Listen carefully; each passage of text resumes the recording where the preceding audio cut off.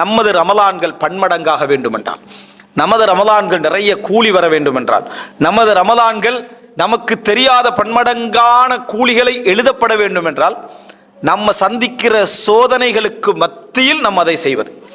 அது அல்லாஹ்வுடைய தீனுக்கான ஒரு சோதனையாக இருந்தால் அது அதைவிட பன்மடங்கு நன்மை என்ன செய்யும், கொண்டு வந்து சேர்க்கும் என்பதை நம்ம புரிந்து கொள்ள வேண்டும்.